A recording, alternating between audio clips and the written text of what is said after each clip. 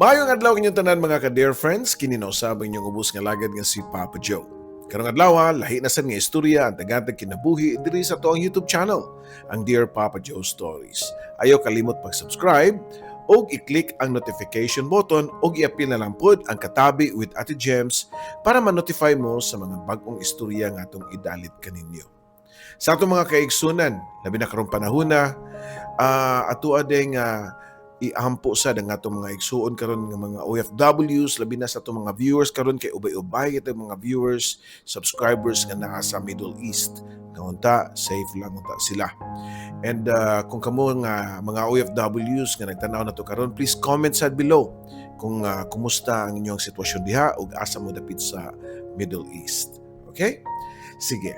Just enjoy ug hinaot pa nga kini atong istorya karon. Makuhaan ninyo og pagtulunan, motivation o inspirasyon para magpadayon lang gyapon ta pakigbisog sa tuang kinabuhi. Sa katong ginaan nga mopada sa ilang kaugalingon sang suwat ay kalimot ipadalan kana sa papajoesuperb@gmail.com o i-check ang video description below para sa kompletong email address.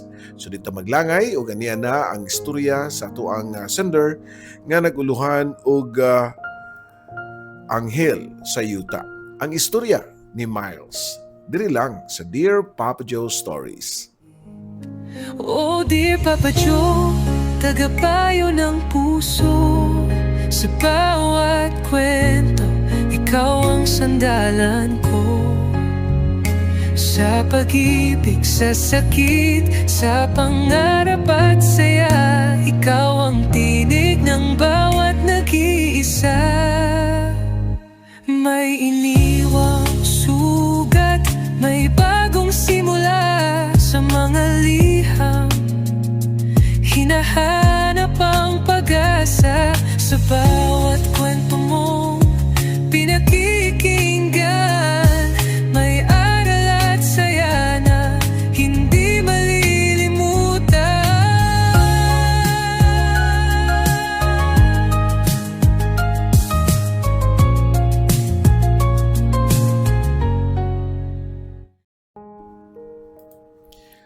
Dear Papa Joe, mayong adlaw sa tanan labi na sa mga subscribers and followers sa Dear Papa Joe Stories.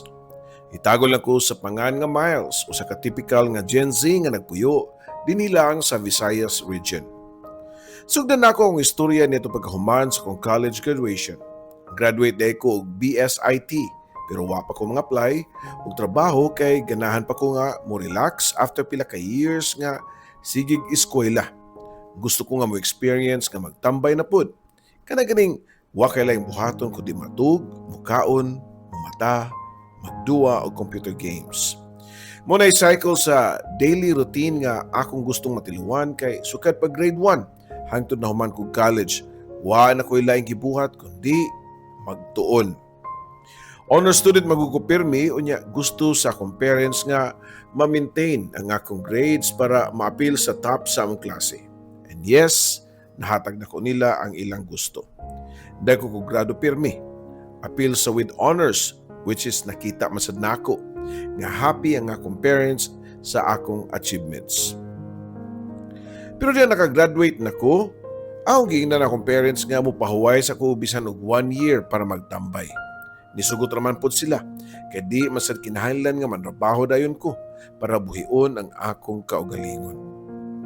Doon ay negosyo ng akong parents, Papa Joe. Mag-manage sa mga logistic, planning, and execution sa mga weddings. In short, wedding coordinator ang business sa akong mama o papa. Ang akong duha ka mga maguwang ni join na dayon sila sa negosyo. Pagkahuman nila graduate samtang ako, nagkamanghuran, nga gitawag nila pinangga, or may pagka-spoiled ko no, nagtambay ra. Mga 6 months ako nagtambay nga ang bugtong trabaho kay mukaon, matug, mag-computer, ug di naka-feel na kog boredom sa akong daily routine, kapoy masabdiay. Nang-apply ko og mga kumpanya pero wa pay feedback. Mao nga samtang nagpaabot ko sa akong mga applications, ni-offer ko sa akong kaugalingon nila ni mama ug papa nga mag-part-time sa ilahang business. Ay, salamat taon Miles kay gilamdagan ka na sa anghel. Sa mga anghel nga nakabaton kag initiative. Sulti pa sa akong Papa Joe. Ang unang task nga ilang gihatag nako mao ang pag-contact og flower shop kay nagnihit na ang mga buwak sa ilang suki kay ting-init man sab niadtong panahon na. Dali ra kayo, igo ra nako gi-search and then nanggawas dayon ang mga daghang mga lista sa mga suppliers sa mga buwak. Wa na ko nagdugay og scroll, ang pinakauna nga nigawas mao dayon ang akong gi-contact. Nakaistorya na mi sa tag-iya sa phone. And then nagsabot nga moadto ko sa ilang tindahan sa may uphill nga bahin sa syudad. Nilarga dayon ko Papa Joe. Nag-drive ko sa akong motor ug akong gipangita ang address sa supplier. Dali ra kay ako nakit-an tungod sa Google Waze. Life is too easy. So nahuna ko pa samtang nagpahiyom sa ako ang kaugalingon. Pinaagi sa mga technology, dali na gyud kaayo ang tanan. Nakita na ko ang address sa suppliers sa mga buwak mo nga nisud ko sa usa ka dakong lugar nga puros mga buwak nga nagkalain-lain ang klase. Diya pagani ko sa putahan nagsige na kog atchi or sneeze. Mao ni rason nga di ko ginahan og buwak. Wa ko'y nailahan nga flower gawa sa rose kaysa tinuon allergic ko ga flowers. Wa ko kabaw. O wa kabaw nga comparing siguro kay busy man kay sila sa ilahang negosyo. Wa sila kasayuran nga kada maduol ko og buwak magluha-luha dayon nga ako mga mata. Unya di ko muhunong pag-atsi. Nibalik ko sa agi kay di gyud mada. Sayop di ay ko sa akong gingon nga sayo na lang kaayo ang tanan. Lisod di ay labi na kung duna kay allergies. Diyara ko sa gawas nga nagtindog ug wa ko masayod kung mudayon pa ba ko or di lang kay ako na untang tawagan si mama nga magpa-assign lang ko sa lain. Di na lang ko sa flowers. Pero pagkataon sa kababayan ni gawas, nag-magnet ang ako mga mata sa babae nga taas og buhok. Nga murag diwata nga naglakaw taliwa sa display nga mga buwak. Unsay ato sir? Pangutana pa sa maong babae. So lalaki ang atong sender. Diha na siya sa kong duol mao nga maklaro na nako ang iyang naong. Simple ra ang iyang beauty sa makasimple sa flower nga natural, walay sagol nga chemical pero guwapa. Allergic ka, sir no? Okay lang. Namon ko'y mga pictures ako na napapilian nimo unya. Mo deliver masab mi. So di na kinahanglan nga moduol ka sa mga flowers. Sulti pa sa mga babae nga mahinhin kayo mo istorya. Kana bang pinahimutan kayo ang mga lihok? Salamat kay miss ha. You're an angel. Matod ko pa. Yun sa pagkaibaw nga angel ang akong name. Pangutana pa niya na ako. Amazing. Angel day pangan sa babae. Naka-feel kong slight nga kulba sa akong dughan nga nugod nga for the first time pagani mi nga nagkita murag dugay na mi nga man nagkaila Papa Joe. Ako ang natabang ni Angel nga mapadali akong trabaho. Gipa-aproban dayon nako sa akong mama. Kanang igo ra gud ko nga nag-send sa messenger sa mga pictures and prices. Bilib kay nga akong mama nako kay paspas kuno kay ko nga mo trabaho. While waiting sa approval sa among client, Papa Joe, gisugo na puguglain sa kong mama. Nga in line gihapon sa wedding. Sana all. Ako kaha, kanusa ka ko magka-wedding. Nag-imagine dayon ko nga nipaso mi ni Angel taliwa sa simbahan nga white flowers. Siyempre, di man po ko siguro ganahan nga ang mga bisitang makita og groom nga sigig pangatsi while nagpaso sa aisle. Layo na kay kong naabtan sa kong imagination. Niyagod siguro yung tao no nga gaan kayo sa imuhang pamati. Muna akong na-feel kang Angel. Murag man nagkaila na mi sa past life na mo, Papa Joe. Pagkasunod adlaw, while na ako'y gi-follow up, ang akong location kay dili ra kay layo sa ilang store ni Angel. Mao nga nakadesisyon ko nga muhapit para makita na ko siya. Diyara ko sa gawas kay mas maayo nga anak ako sa neutral ground para di ko ma-distract sa mga allergens. Usahan ako pagpakitang gilas ko magluha-luha ang akong mata o niya magsigig at siya. Oh, nibalik lagi ka sir. Nakay order? Pangutana pa ni Angel nako.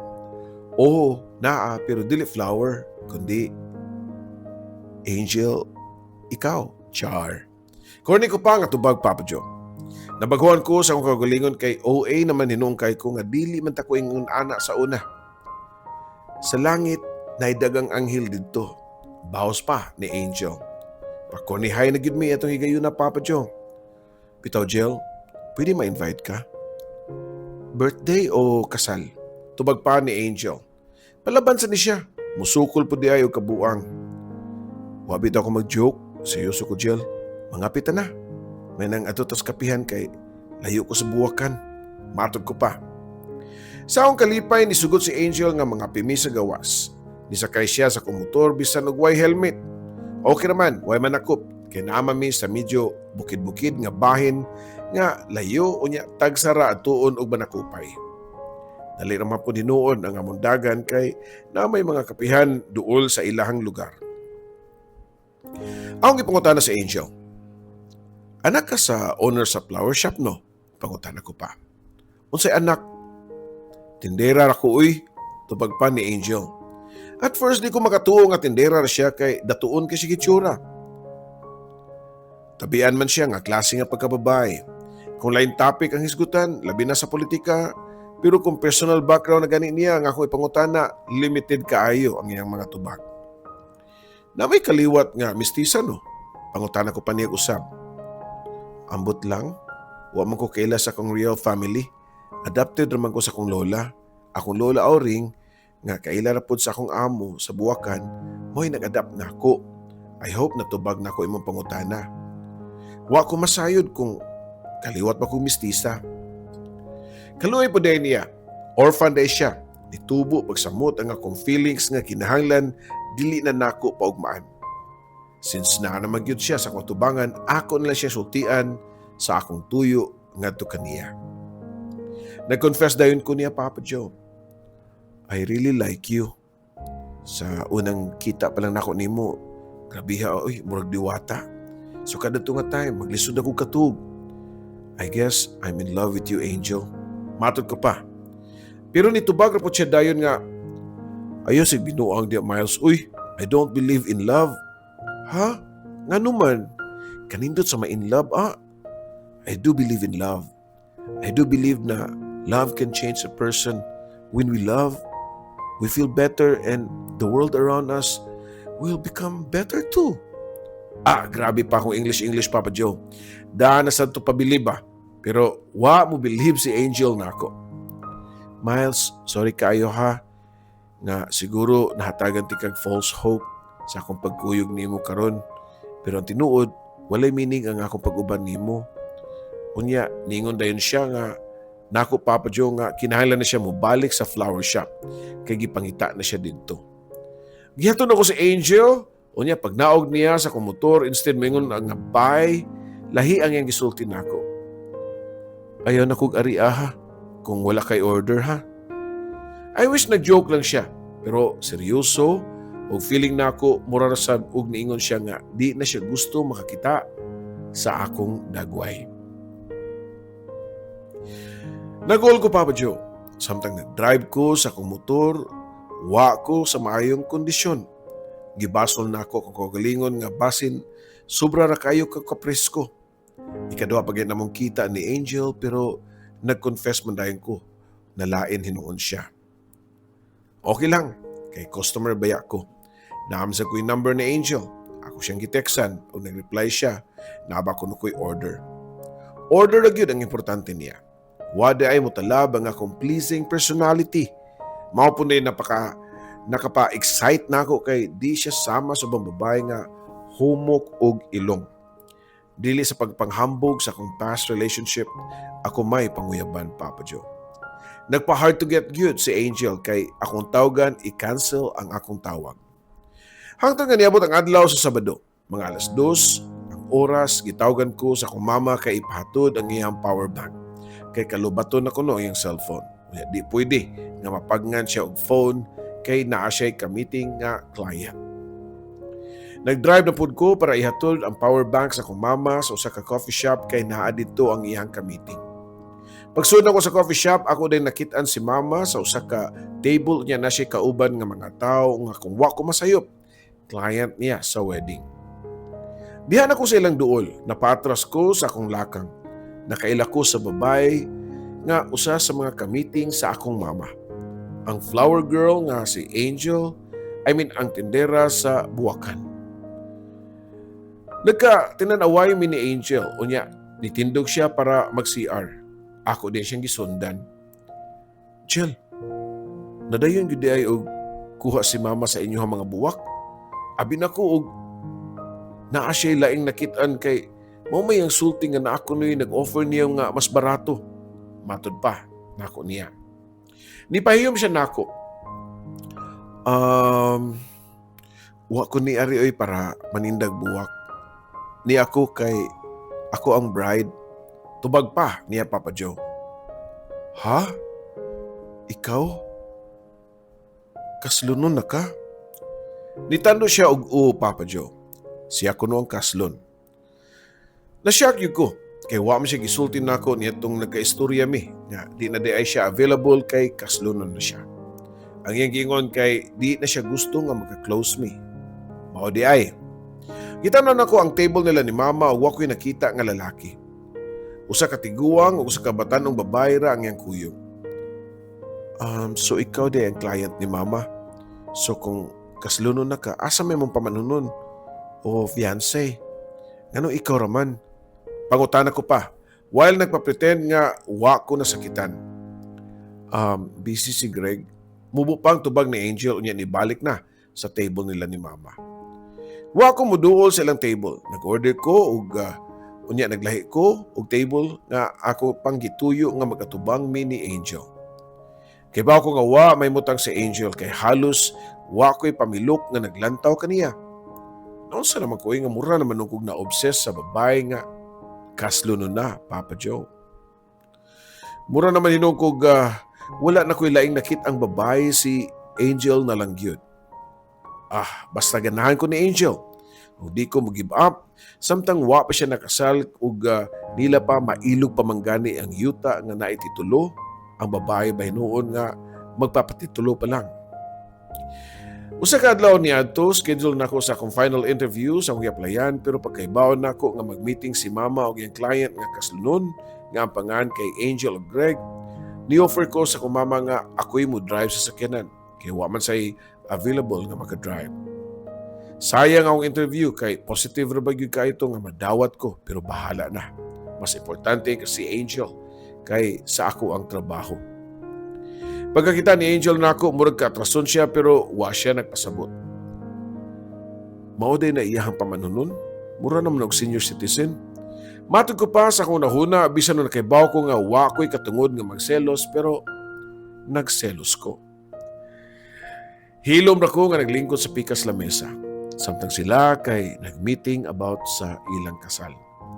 I-search na ko ang pangalan sa lalaki sa internet ug dito ako nakitaan nga di pa day senior pero 54 years old na. Byudo unya tagiya og restaurant. Siyog pasiklap kang Angel hangtod nga nanangit si Angel nga mag-CR. Ako na pud siya nga gisundan Papa Joe. Og tuod man nakaygayon may istorya. Sa may tuyo ni mo nako Miles. Wa di ka gihapon makasabot nga di nako pwede kay kaslunon nako. Kaslun ka sa lalaki nga wa nimo higugmaa. Dali ko pa nga tubag niya. Og yun sa nimo pagkibaw, kasuito gud nimo. Mura man ka og si kinsa nga nakaila sa akong pagkatao. Wa ka kaila nako Miles, ayaw ko i-judge. Sige Angel, diti kay judge, kumusulti ka nako nga love nimo si Greg. Tutuki ko ha, tanawa ko sa akong mga mata. Samtang nagsulti ka nga love nimo siya. Wa mabuhat ni Angel ang akong gustong ipabuhat niya. Hinuon ni duko siya unya nilakaw para mo balik sa ilang lamesa. Tungod siyang ipakita ang reaksyon, dito ko nabuhian sa pag-asa nga maybe naapay chance. Pagkaugmaan na, gitawagan ko usab sa kumpanya para sa interview.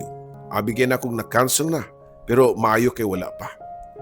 Kung magkinaunsa na ako'y trabaho, makabuhi na ko. Kumukuyog o makigtaban si Angel nako. Before ko niyato sa interview, nihapit ko sa buwakan nila ni Angel. Bisan og na ako'y allergy, ni sud ko, gipangitaan ako si Angel. Pero matod pa sa laing staff nga wa na ni trabaho si Angel. Of course, kaslunon na siya sa tag-iya sa restaurant. No need na siya nga mo trabaho. Bugat kaya kong feelings Nidayon gihapon ko sa akong interview ug tuod man nadawat ko isip usa ka IT specialist. Happy kay ko. Nga gibalita nako kang Angel pinaagi sa text pero why reply. As usual, ako rin sige text. Nya bisan nagwa siya ni reply, okay lang. Obsession naman gito siguro ang akong gibati kay murag di naman ko normal. Sige na lang next Monday magsugod na ko sa kong trabaho basin mabisi na ko. Matod ko pa sa una-una. Makalimot na ko kang Angel. Sa manugad to sa buntag, nadunggan ako si mama nga nanawag siya sa usa ka staff niya kay naa siya ipahatod nga documents para papirmahan sa iyang kliyente. Si Angel mo client ma? Ako na lahat na nabi kay mulakaw masab ko. Nitubag dayon ang ako mama nga. Nabaguan kay ko sa imong ipakita ang attitude sa mga nakalabay nga mga adlaw, Miles. Sa tanaw nako no na-crush kang Angel. Ayaw gyud ang pagpakabuang ha. Ayaw ko katagig problema. Sulti pa sa kong mama nako Papa Joe pero gihatag ra gyapon niya ang envelope para ipahatod sa kang Angel. Grabe ang akong excitement samtang nag-drive ug nagpangita sa address ni Angel. Nagunahon ako kung sa akong isulti niya. Pero diyang niabot nako, wa na ko masulti ang akong gi-practice kay wa man lang ko pasudla sa balay ni Angel. Igor niya gipalusot ang envelope sa gate. Please, Jill, pasudla taong ko. Kikiun kay ko. Nagkatawa na lang si Angel o niya giablihan niya ang gate. Gipasod ko ni Angel o niya gihatod silang CR. Pagawas na ako, nagatang siya o nagdaog usa ka basong bugnaw nga tubig. Oh, imna niyo, kay kibaw ko nga, mao na sad nimo pasumangil. Unsa pa man? Masing gigutom ka, sukaran na lang ti ka, para mausa na tanan. Nikatawa kong pinakapakyut kayo, Papa Joe.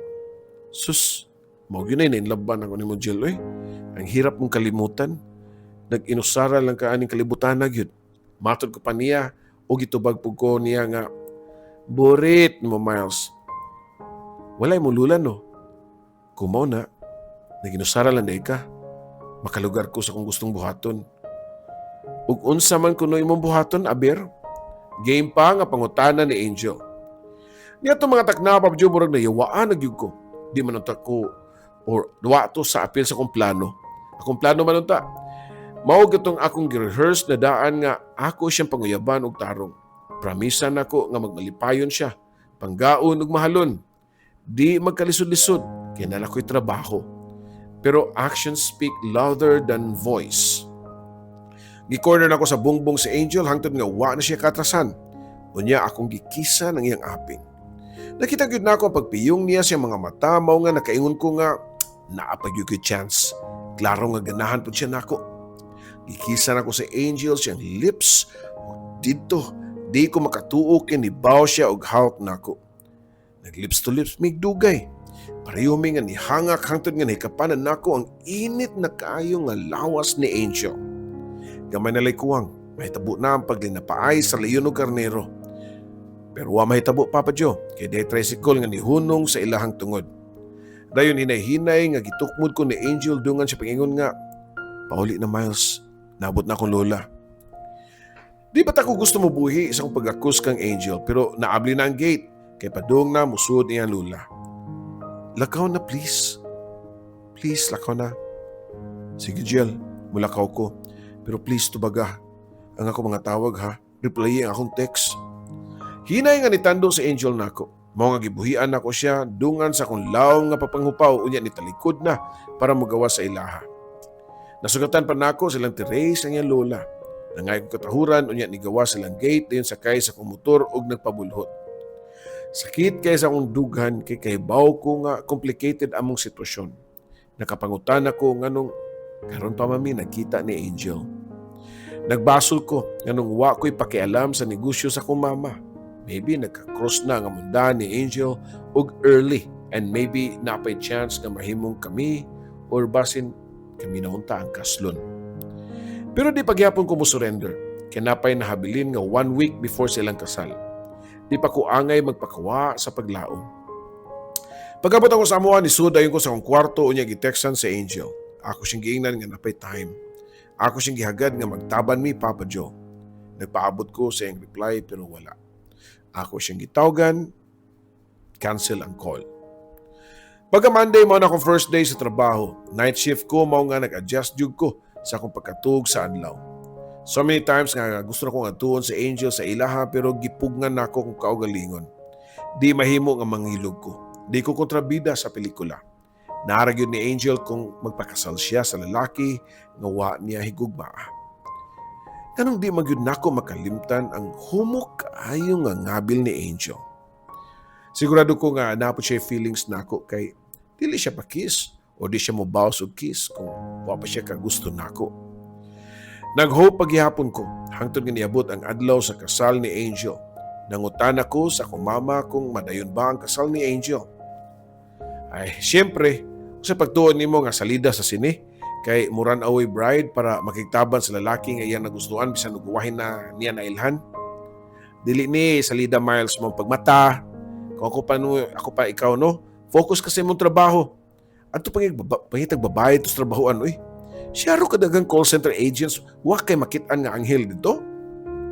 Mamagyod na ako siya, kay bisan wa ko'y gisulti niya. Kay bao siya kung unsay naa sa sud sa kunahuna ug kasing-kasing Papa Joe. Sakit mapaminawon pero kinahanglan nga mag-move on ko. Sakto si Mama, dagan pang anghel sa langit. Pero wala pa man ko sa langit. Napakos kalibutan. Makita pa kahako sama kang Angel? Sa pagkakaroon ng trabaho gihapon ko and until now, I'm still looking for an angel. Pero wamang gihapon, uy. Devil manoon ang ako nasugatan. Bitaw, Papa Joe, ambot ba og unsay naa kang angel nga hangtod karon bisan nagminyo na siya?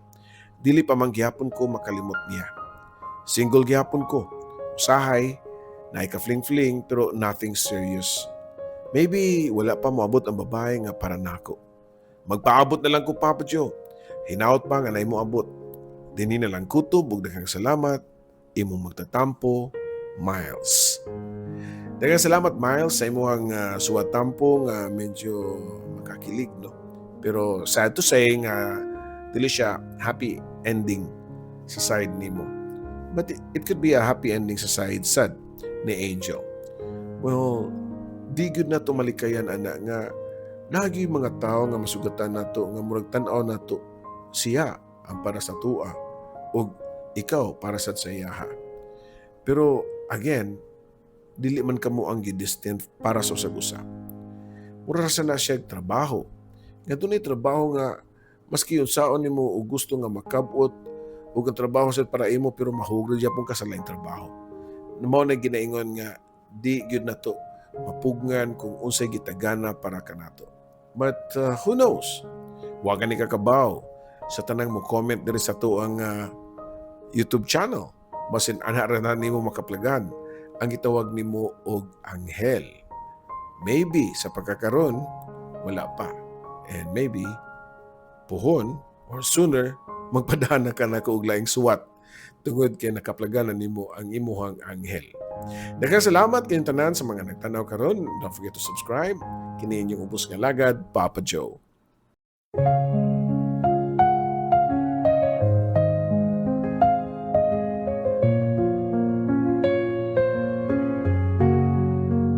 Sa bawat liham na aking sinulat, puno ng lungkot, saya at pangarap. Sa radyo mong tahanan ng kwento, Papa Joe, ikaw ang aming kakampi sa mundo. May luhang pumapatak, may ngiting bumabalik sa tinig mong kay lambing. Kami iyong pinapahid. Oh dear Papa Joe, tagapayo ng puso. Sa bawat kwento, ikaw ang sandalan ko.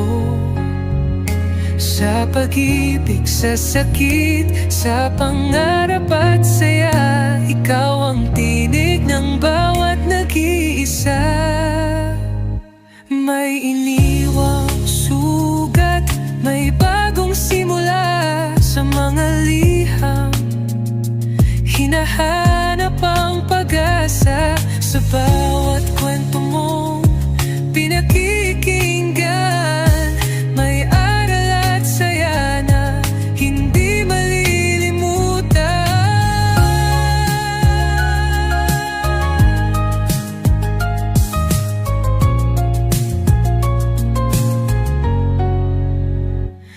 May iniwang sugat, may bagong simula. Sa mga liham, hinahanap ang pag-asa.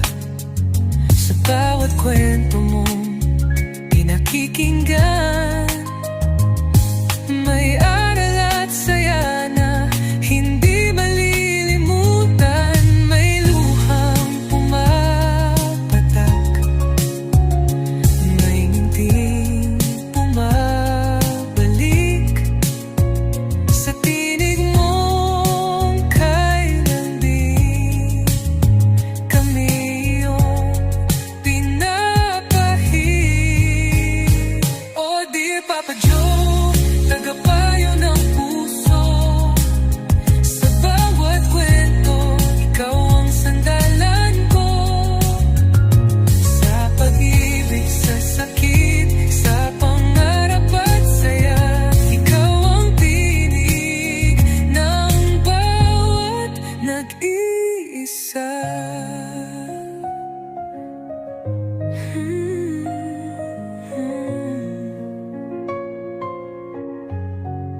Sa alon ng radyo, tinig mong gabay, nagbibigay pag-asa sa bawat buhay.